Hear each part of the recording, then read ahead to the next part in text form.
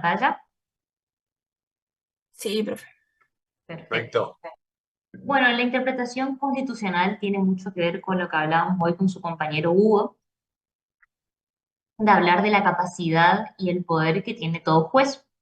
Cuando tenemos un caso de, voy a achicar un poquito más esto, cuando tenemos un caso en el cual dentro de un litigio se da esta incongruencia o esta duda o falta de claridad o falta de certeza entre si una norma o un acto va o no en contra de la Constitución, nace el poder imperante en que el juez, sin importar el área en la cual trabaje o se dedique, pueda transformarse en un juez constitucional porque hay una causa que lo amerita y le brinda la apertura para que ese juez se transforme en un juez constitucional.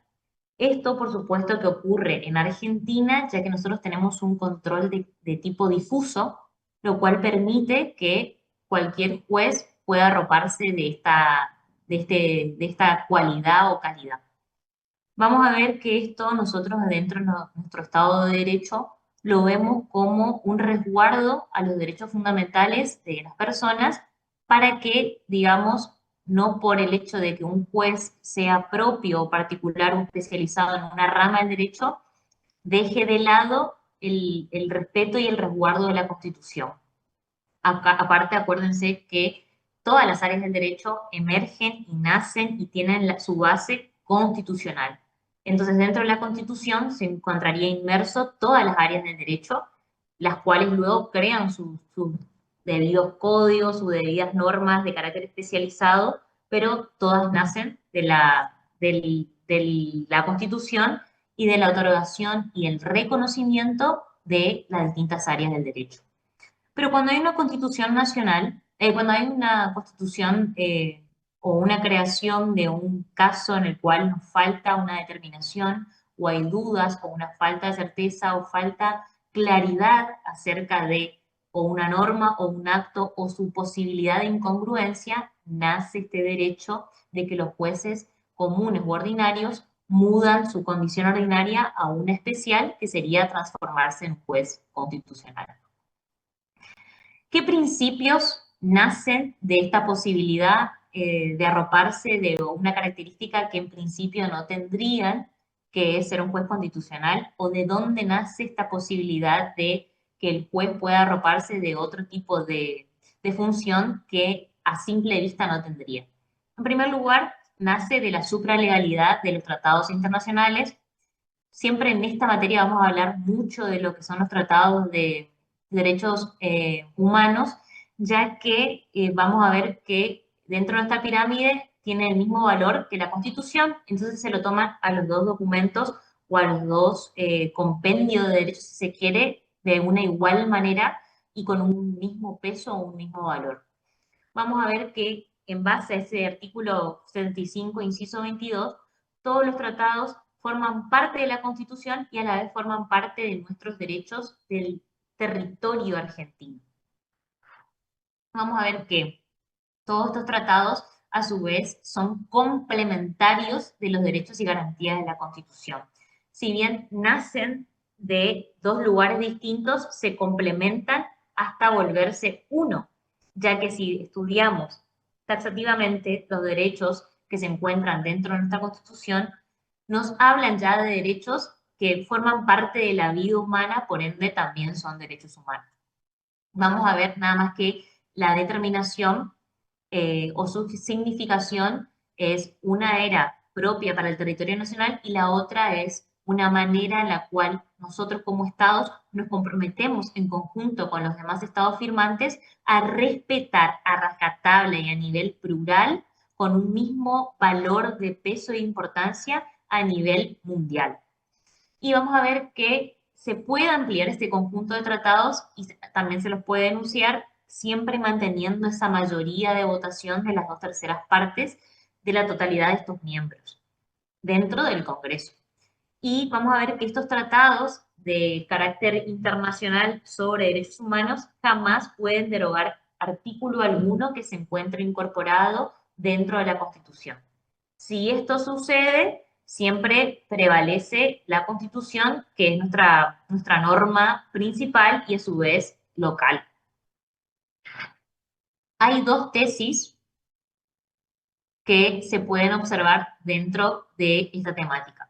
Tenemos la tesis restrictiva, que postula a todo tipo de tratado internacional con una jerarquía inferior a lo que son los derechos y garantías reconocidos en la parte dogmática. Entonces, ahí me postula que tratados internacionales va por debajo.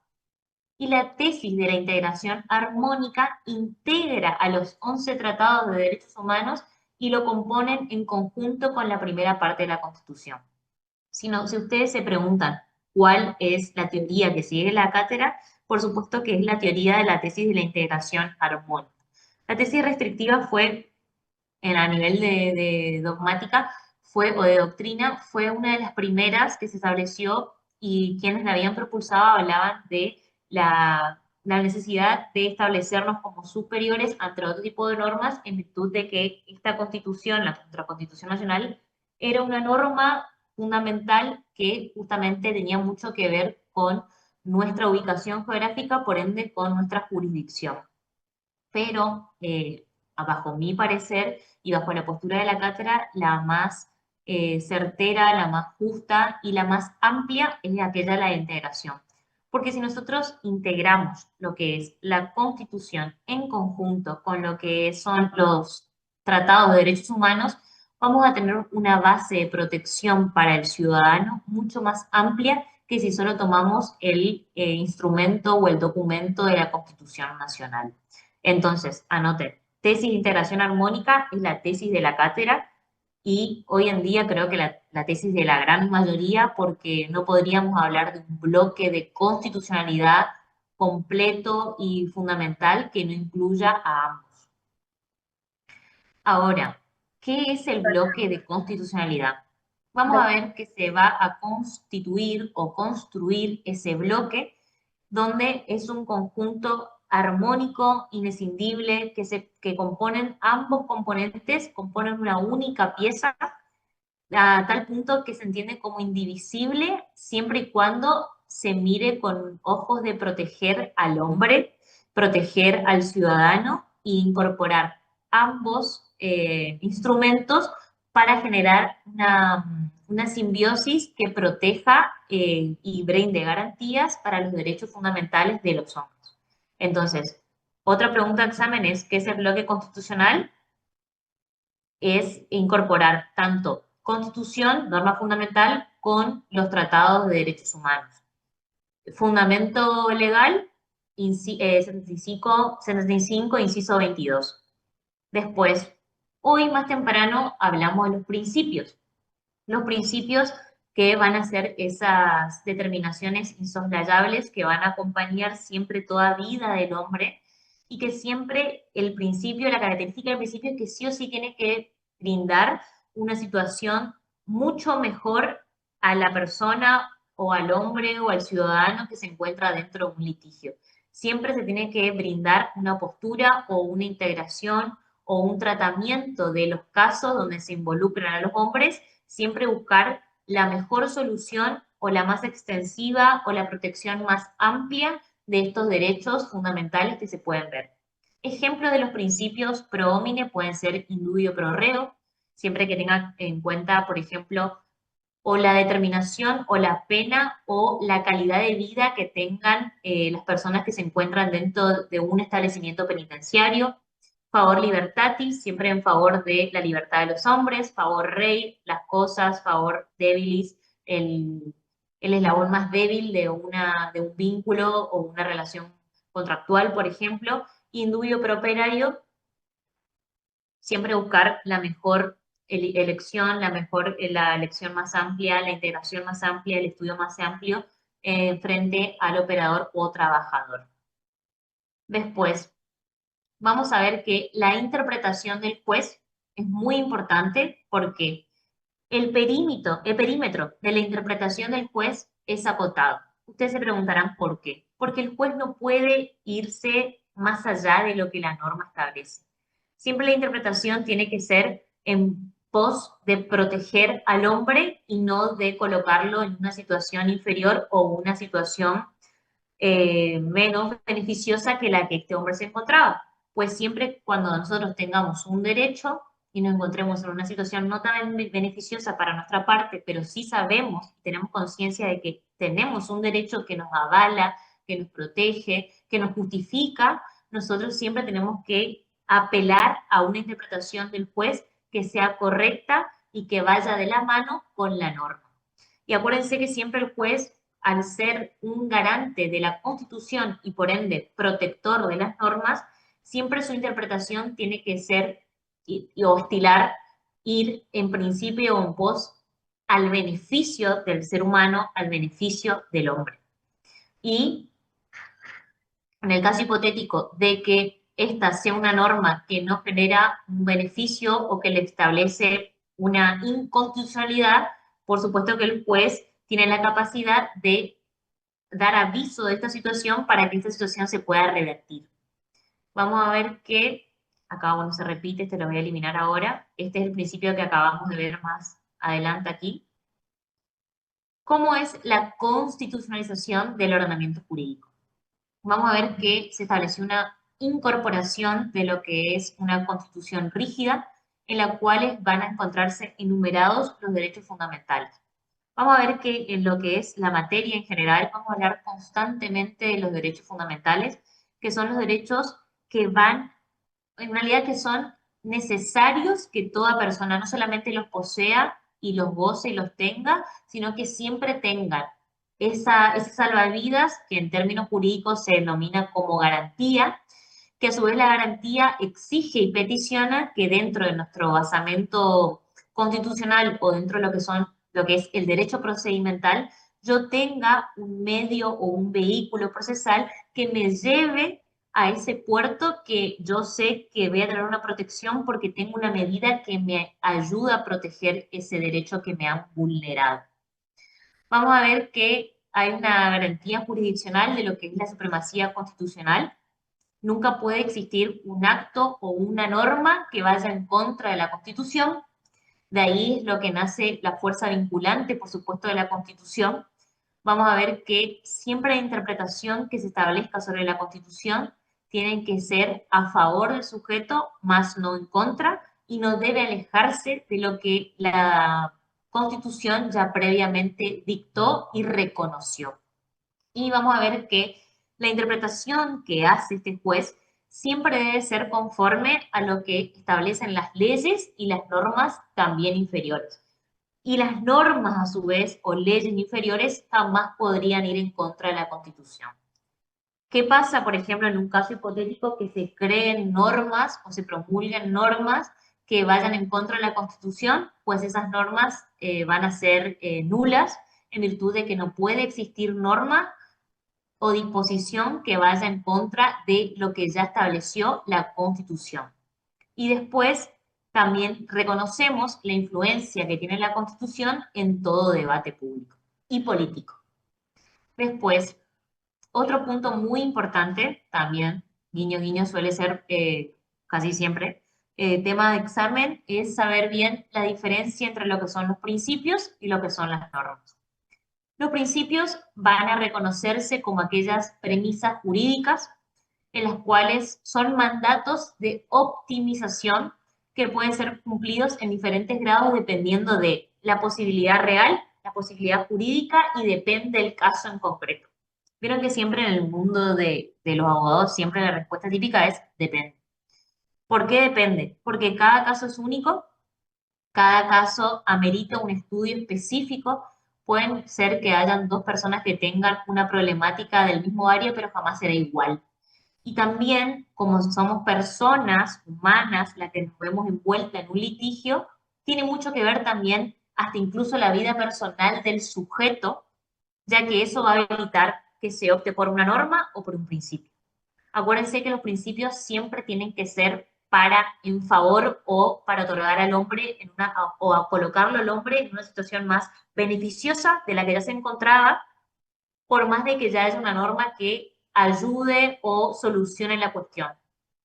Y la norma son las reglas ya establecidas que están emitidas para ser cumplidas de manera específica, exacta u obligatorias a menos que haya un principio que me otorgue mayor protección o me coloque en una situación más beneficiosa.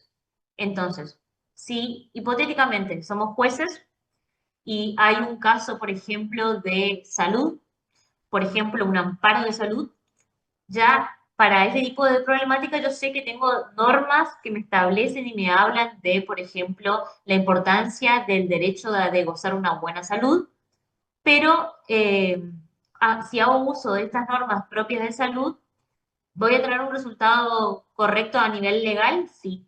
Pero si yo encuentro un principio o incluso la misma persona que inicia el juicio me habla de principios que pueden ir más allá de lo que la norma ya dictó, siempre que genere un beneficio para la persona damnificada, el juez debe optar por ese principio. Eso es lo esperado en base a la integración y el estudio que se establece en base a su razonamiento.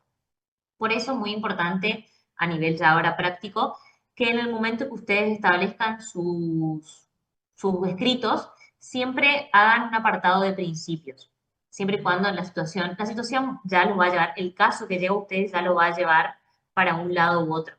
Pero yo al menos cuando presento un tipo de escrito, un tipo de medida, siempre, bueno, coloco derecho aplicable y ahí ponemos todos los derechos que nosotros sabemos en base al fundamento legal y normativo sobre el área en específico.